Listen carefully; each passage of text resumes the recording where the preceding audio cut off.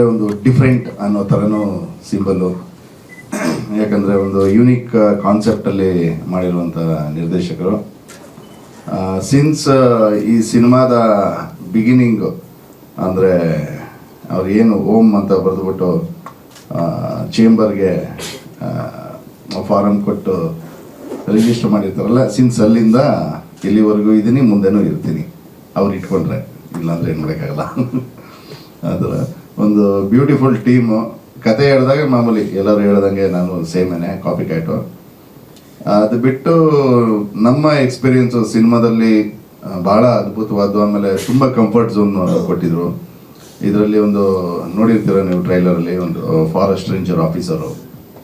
ಇದರಲ್ಲಿ ನೆಗೆಟಿವಾ ಪಾಸಿಟಿವಾ ಕ್ಯಾರೆಕ್ಟರ್ ಏನು ಅನ್ನೋದು ಸಿನಿಮಾದಲ್ಲೇ ಅದು ಗೊತ್ತಾಗುತ್ತೆ. ಯಾಕಂದರೆ ಈಗಲೇ ಹೇಳ್ಬಿಟ್ರೆ ಅದು ನಾರ್ಮಲ್ ಅನಿಸುತ್ತೆ.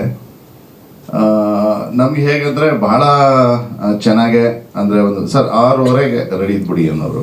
ಸರಿ ಸರ್ ಅಂದ್ಬಿಟ್ಟು ನಾನು ಆಮೇಲೆ ಚಂದ್ರು ಅಂತ ಅದೇ ಕಾಮಿಡಿ ಕಿಲಾಡಿಗಳು, ನಾನು ಅವ್ರ ಕಾಂಬಿನೇಷನು ಸರಿ ಅಂತ ರೆಡಿ ಇರೋದು. 7 ಗಂಟೆಗೆ ಫಸ್ಟ್ ಶಾಟ್ ಮುಗಿಸ್ಕೊಂಡು ತಿಂಡಿ ಹಾಕ್ಕೊಂಡು ಮತ್ತು 11 ಗಂಟೆಗೆ ಸರ್ ನೀವು ರೆಸ್ಟ್ ತಗೊಳ್ಳಿ ಅನ್ನೋದು.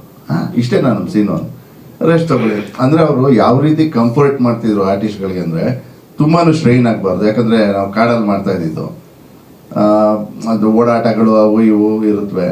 ಹಾಗಾಗಿ ಒಂದು ಕಂಫರ್ಟ್ ಝೋನ್ ಕೊಟ್ಕೊಂಡು ಗ್ಯಾಪಲ್ಲಿರೋವಾಗ ಅವ್ರ ಸೀನ್ಸ್ಗಳು ಮಾಡೋದು. ಆಮೇಲೆ ಮತ್ತೆ ನನಗೆ ಅಸಿಸ್ಟೆಂಟ್ ಡೈರೆಕ್ಟರ್ಗೆ ಅಲ್ಲಿ ಫೋನ್ ಬೇರೆ ಇಲ್ಲ, ಅವ್ನು ಬರೋದು ಬರೋದು ಅಲ್ಲಿಂದ. ಆಮೇಲೆ ಬಂದು ಸರ್ ರೆಡಿಯಾಗಿ ಈಗ ನೆಕ್ಸ್ಟ್ ನಿಮ್ಮದೇ ಸೀನ್ ಅಂತ. ಈ ರೀತಿ ಒಂದು ಬ್ಯೂಟಿಫುಲ್ ಟೀಮು.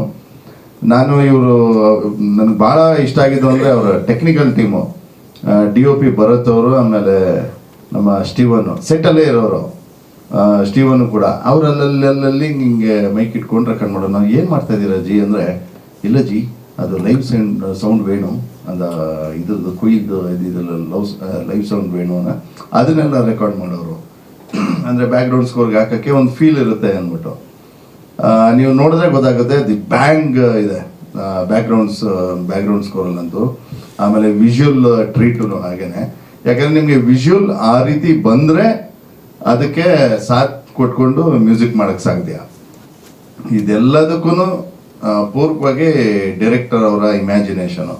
ನಾನು ಎಲ್ಲೂ ಅವರು ಜಗಳ ಆಡಿದ್ದು ನೋಡಿಲ್ಲ, ಕಿತ್ತಾಟ ಆಡಿದ್ದು ನೋಡಿಲ್ಲ. ಸೆಟ್ಟಲ್ಲಿ ಕೂಲ್ ಗೋಯಿಂಗ್ ಬಾಯ್, ಹೇಗೆ ಹಿಂಗೆ ನಕ್ಕೊಂಡು ಹಸನ್ಮುಖಿಯಾಗಿದ್ರು ಆ ಥರ. ಬಟ್ ಈಗ ಟೆನ್ಷನ್ ಆಗಿದ್ದಾರೆ ರಿಲೀಸಲ್ಲಿ. ಮಾಮೂಲಿ ನಮ್ಮ ಡಿಸ್ಟ್ರಿಬ್ಯೂಟರ್ ಸರ್ ಹೇಳ್ದಂಗೆ ದುಡ್ಡು ಹೊಂದಿಸೋದು ಅದು ಇದು ಅನ್ನೋದ್ರಲ್ಲಿ. ಬಟ್ ನಾನು ಇಲ್ಲಿವರೆಗೂ ನೋಡಿದಂಗೆ ಕೆಲವು ಡಿಸ್ಟ್ರಿಬ್ಯೂಟರ್ಸು, ನಾನು ಓಪನಾಗೆ ಹೇಳ್ತೀನಿ, ಅದೆಲ್ಲ ಏನು ನನ್ನ ಮುಚ್ಚುಮರ ಇಲ್ಲ.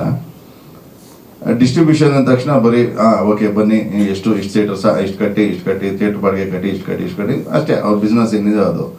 ಬಟ್ ವಿಜಯ್ ಸರ್ ಬಗ್ಗೆ ಮೆಚ್ಚಬೇಕಾಗಿರೋದು ಅಂದರೆ, ನಾವು ಯಾವಾಗ ಸರ್ನ ಅಂತ ಹೇಳ್ಕೊಂಡು ಫೈನಲ್ ಅಂತ ಮಾಡಿದಾಗ ಥ್ರೂಔಟು ಒಂದು ಸಿನಿಮಾ ರೆಡಿ ಆದಮೇಲೆ ಥ್ರೂಔಟು ಜೊತೆಲೇ ಇದ್ದಾರೆ.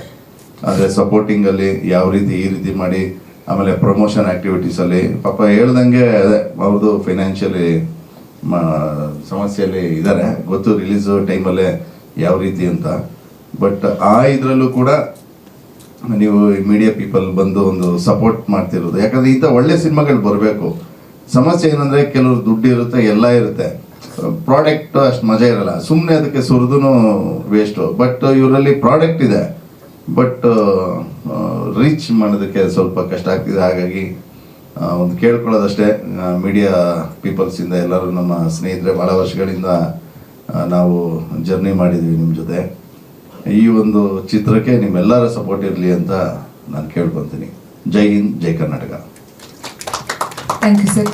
ಮತ್ತೊಬ್ಬರು ಕಲಾವಿದರು ಸುರೇಶ್ ಬಾಬು ಸರ್. ಈ ಡಿ ಚಿತ್ರಕ್ಕೆ ನನ್ನನ್ನು ಪರಿಚಯ ಮಾಡಿಕೊಟ್ಟವರು ನಾಗೇಂದ್ರ ಸರ್.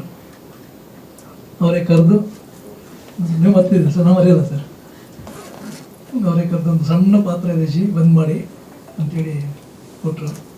ಈ ಚಿತ್ರದಲ್ಲಿ ಕಾಡಿನಲ್ಲಿ ವಾಸಿಸುವ ಜನರ ಮಾರಜ್ಜ ಅನ್ನೋ ಪಾತ್ರ ಒಂದು. ಸರ್ ಹೇಳ್ದಂಗೆ ತುಂಬ ಕಂಫರ್ಟ್ ಆಗಿತ್ತು ನಮಗೆ. ನಾವು ಶೂಟಿಂಗ್ ಹೋಗಿದ್ದೀವಿ ಅನಿಸ್ತಾನೆ ಇರಲಿಲ್ಲ. ಪಕ್ಕದಲ್ಲೇ ರೆಸಾರ್ಟು. ಅವ್ರು ಹೇಳಿದಾಗೆ ಬೆಳಿಗ್ಗೆ 6:30 8 ಗಂಟೆಗೆಲ್ಲ ಶೂಟಿಂಗು, 9 ಗಂಟೆಗೆ ಟಿಫನ್ ಇತ್ತು. ನಿಮಗೆ ಸರ್ ನೀವು ರೆಸ್ಟ್ ತೊಗೊಳ್ಳಿ, ನಾವು ಒಳ್ಳೆ ಏನೋ ಪಿಕ್ನಿಕ್ ಹೋದಂಗಿರೋದು, ಪಕ್ಕ ಸುತ್ಕೊಂಡು ಜೊತೆ ನಮ್ಮ ಸ್ಟೀಫನ್ ಸರು, ಭರತ್ ಸರ್ ಎಲ್ಲ ಸಪೋರ್ಟ್ ಮಾಡಿ ತುಂಬ ಸಪೋರ್ಟ್ ಆಗಿತ್ತು ನಮಗೆ. ಯಾವತ್ತು ಒಂದಿನ ನಮಗೆ ಇಲ್ಲಿ ನಾವು ಶೂಟಿಂಗಲ್ಲಿ ಇದ್ದೀವಿ ಅನಿಸ್ಲೇ ಇಲ್ಲ. ಇನ್ನೂ ಪಿಕ್ನಿಕ್ ಹೋಗಿದ್ದೀವಿ, ಅವ್ರಿನ್ನು ರೀಲ್ಸ್ ಏನೋ ಮಾಡ್ತಾವ್ರೆ, ನಾವು ಸ್ವಲ್ಪ ರೆಸ್ಟ್ ತೊಗೊಳ್ಳೋಣ ಅಂತ ತುಂಬ ಮಾಡಿದ್ರು ಅವರು.